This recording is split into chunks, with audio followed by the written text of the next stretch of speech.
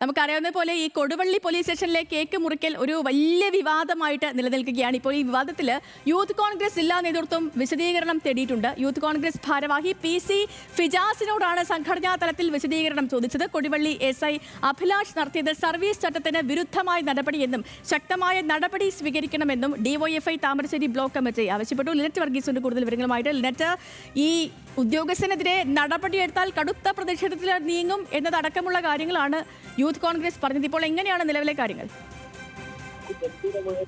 Sethulakshmi, Koduvally youth Congress ഘടകം ആ ഒരു ഭാഗമാണ് ഇതിൽ നിന്ന് മാറി നിൽക്കുന്നത്. എന്നാൽ ജില്ലാ നേതൃത്വം ഈ ഒരു കൊടുവള്ളി അസംബ്ലി മണ്ഡലത്തിലെ ഭാരവാഹികളോട് ഇപ്പോൾ വിശദീകരണം തേടിയിരിക്കുകയാണ്.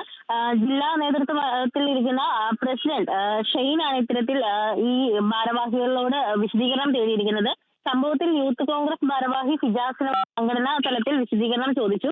അസംബ്ലി ഭാരവാഹിത്വത്തിൽ ഇരിക്കുന്നവരാണ് ഈ ഒരു പങ്കെടുത്തതും ആഘോഷമാക്കിയതും എന്നൊക്കെ തന്നെ വിശദീകരിച്ചുകൊണ്ടാണ് ജില്ലാ നേതൃത്വം ഇതിനോട് സമീപിച്ചിരിക്കുന്നത്.